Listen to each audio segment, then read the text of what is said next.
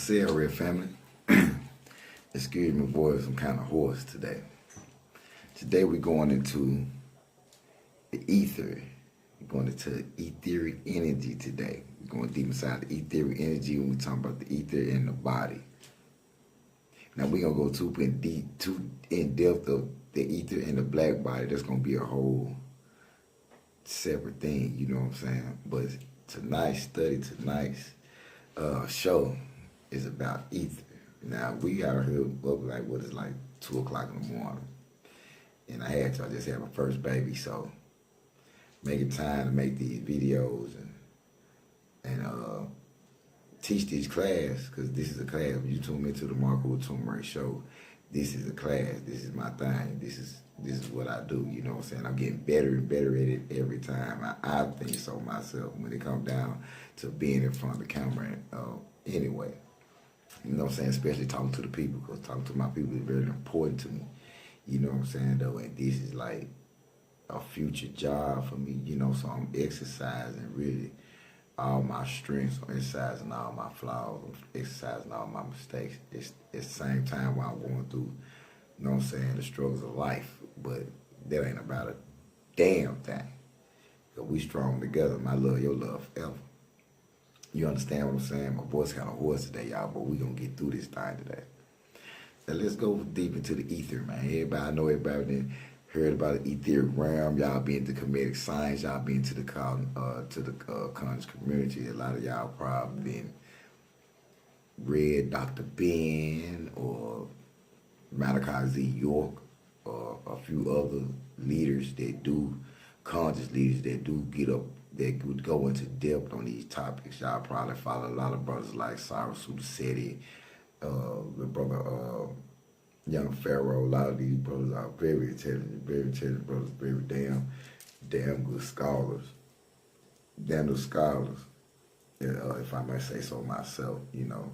They really a motivation for me to keep doing what I do. You know what I'm saying, though, to keep trying to reach out to my people the best way I can, the best know-how that I got, you know what I'm saying, or the best know-how I got, and working with the tools that I'm given right now. I ain't waiting, I ain't put this out waiting to get money to do this. I find the tools I can work with, and I work with them what I got, whatever I got, you know what I'm saying, at that time, you know what I'm saying?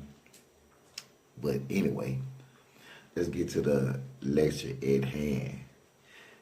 Etheric energy in the human body, my brothers and sisters. Now, as a whole being, the human body resonates to a broad spectrum of etheric frequencies. If the human being is healthy, these frequencies are in perfect harmony to one another. Now, this all goes along with the 7 chakras. You know, if you go into the 7 chakras, a lot of people don't believe in the 7 chakras. You know what I'm saying? But this all has to do with ether. This always all has to do with the melanated darkness. You understand what I'm saying? It got everything to do with that in your body, especially the black body. You understand what I'm saying? The Greek-derived word ether is defined as a hypothetical medium supposed to fill space and means of vibration in which light and other forms of radiation are transmitted. You know what I'm saying? Where they basically speak to each other. You know what I'm saying? Come into form, come to shape, come to understanding. You know what I'm saying? Up until the later part of the 19th century, the ether theory was established scientific fact. Then in 1881, 2 men named Michelson and Morley carried out an experiment which concluded there was no earth motion relative to ether. No earth motion. I mean, they couldn't define it by the way that the earth was rotating. They couldn't define it. There was no earth motion equal to it. Some always got to back something in science. You know what I'm saying? Something I always got to bag something when it comes down to the ether. But they didn't stop there. You know, the knowledge spread it out because it was a true thing that was there. This is one thing about scientists. It'd be a group full of people always be saying, oh, it'd be the white man, the white man. No, scientists is a group of individuals. I'm talking about real life individuals. Chinese, Africans, all Asians, all kinds of scientists in here. And the only reason why they put a theory on something because a certain group of scientists don't believe in the same thing. All of them don't agree. All scientists ain't finna get in a place and agree. Nobody is finna get in one place and agree. You know what I'm saying? It's always gonna be a disagreement about something. Okay. Today there is a return amongst many scientists to some sort of ether theory, whether they call it ether, orgone, quantum, sea of energy, 0-point energy, scalar wave fields. Here at the Center for Implosion Research, we believe that the ether is for real. That it is basically a dynamic vibratory energy, dynamic because it is in motion, and this motion always follows a vortex path. See, they can see it. See, this one thing about scientists. Every time they try to debunk something, there's something else that comes to play to explain what they just debunked. And they find out that that shit is true for real. And you can look at any black man around here and find out that the ether is real. They know that the ether is real. They've been through it. A lot of cats just didn't want to jump down and agree to it. That's all it was. They just didn't want to agree to it. Now, scientists such as John Worrell, Kenley, and Nikola Tesla, Victor Schonberg, and Wilhelm Reich. I'm going to spell his name. Wilhelmreich. That's crazy name, but you know how these cats is. You know what I'm saying, though. But let's go through this. We're talking about ether energy, baby. Let's go through this because we got to get understanding because this is a lot of things that they don't even try to teach in school. You got to wait till college to somewhere to get half this information and have they might not even, you know, well, I ain't even say that because you know in college they're going to discuss that. But this has shown that etheric energy is real, although invisible to most is very real. It is the stuff that enables the perpetual motion of planets, stars, and universes. It is the driving force whereby planets are moved within the flow of ether, similar to logs being moved by the flowing of water. This when you get into comedic science, you talk about the goddess Noon. The goddess Noon representing the firmament, representing the ether. You know what I'm saying? She representing it, all that black ether. That's why she is filled with stars. And, you know what I'm saying? Though she's kind of darkish blue. You know what I'm saying? In comedic science, if you look on the Egyptian wall, aka Kemet. You know what I'm saying? This explains why there is no relative motion between Earth and ether. Etheric energy moving in a vortex fashion because the vortex provides less resistance to the flowing motion. It follows that physical matter, which is materialized ether, energetic seeks the same low resonant motion and water and the same low levels of motions and water and air have its instinctive vortex motion. Everything got its own separate motion. Everything flows to its own separate way, its own path. Everything go by its own path. You know what I'm saying? That's basically what that is telling you. You know what I'm saying? Everything has its own relative motion. You know what I'm saying? Everybody do their own thing. You know what I'm saying? It can't be the same. Our blood and planets gap. Move our blood and planets. Move our blood and planets gap move in this way too.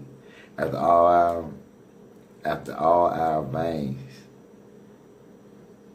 artistics and minute blood vessels are not straight channels. They are winding their way through our bodies, just like a river winds its way through a countryside. Everything is symbolically pertaining to water. Ether is symbolically the same as water, because we really, right now, we breathing water right now. You know what I'm saying? When you got to understand, when water comes down, let's go into that one time. When water comes down, all it do is go back into the atmosphere. We're breathing water right now. So this is being pertaining to water, because we always in a different level of water. You understand what I'm saying? Different levels of water. Okay. Everybody has the ability to see ether energy field that surrounds matter. We are born with this natural gift. Unfortunately, we have been brought up to focus only on so-called real material objects. Visions of etheric light and color around people and in nature generally are dismissed as flukes or optical illusions. See, this is a power that's been hidden from us. This is the whole point of us studying and researching this thing. Even if you have a problem, what I'm saying, if you want me to go back into and go into depth about it, man, comment. You know, please comment. I'd love for you to comment. Please comment. You know what I'm saying? Please comment. You know what I'm saying? Help me out.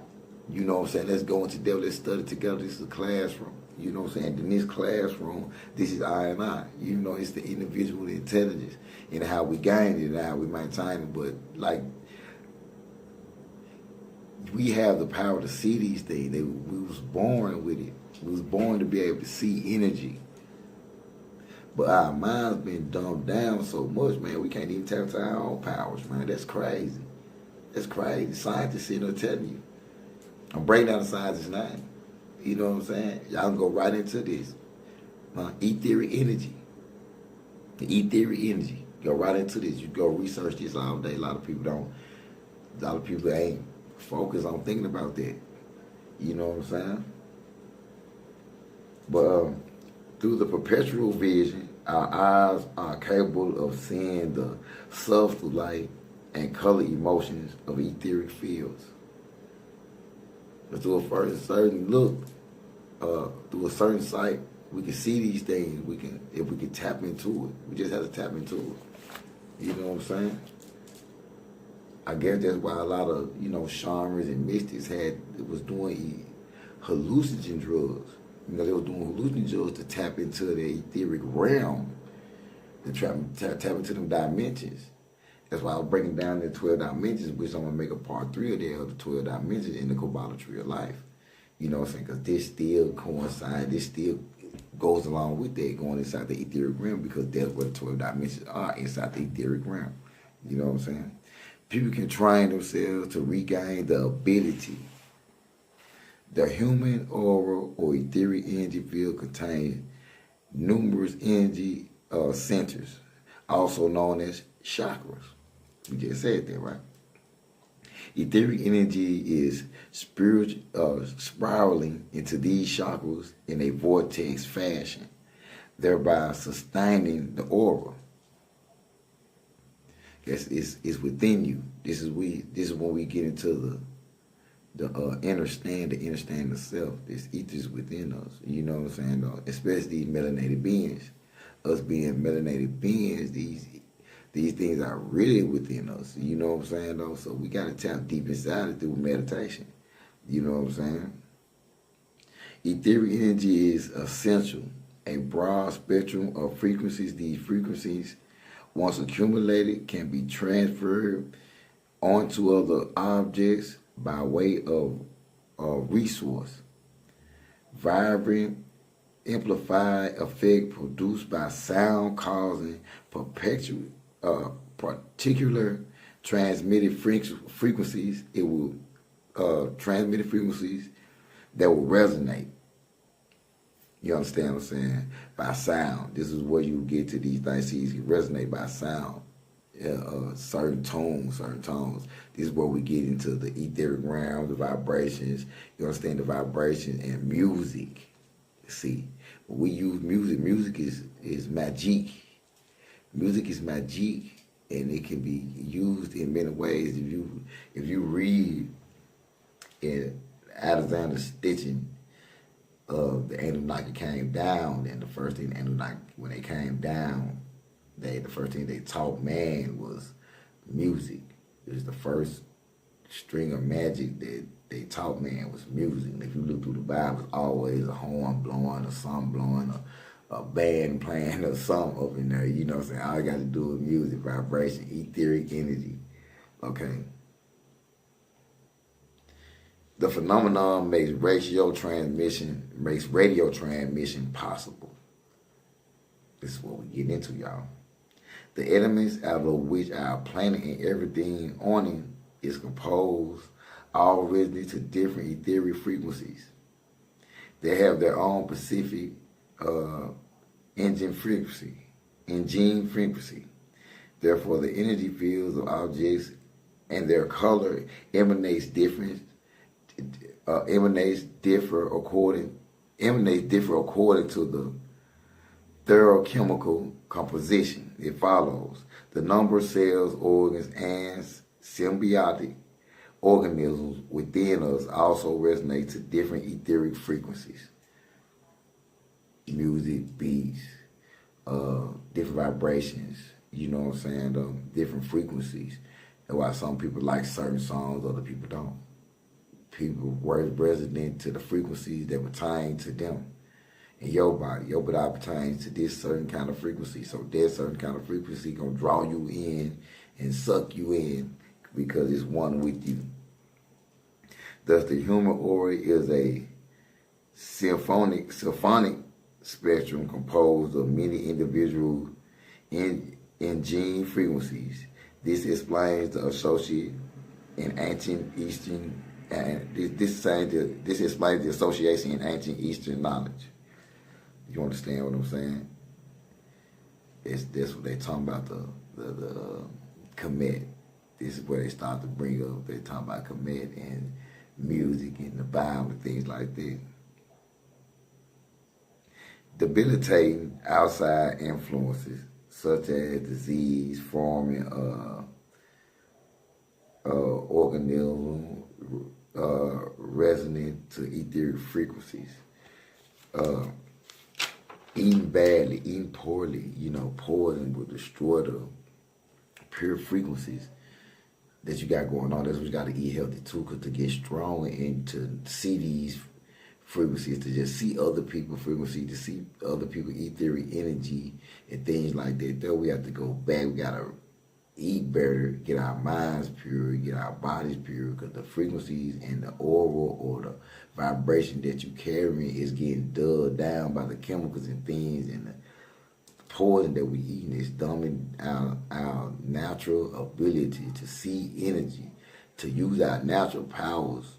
It's dumbing, the food that we eat is dumbing us down, dumbing our bodies down. You understand what I'm saying?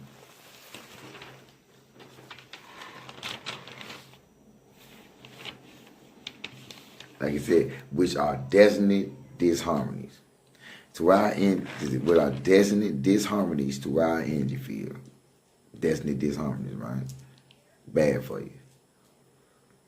If those pathogenic organisms become lodged within our bodies, they interface with and disrupt the harmony of our energy field.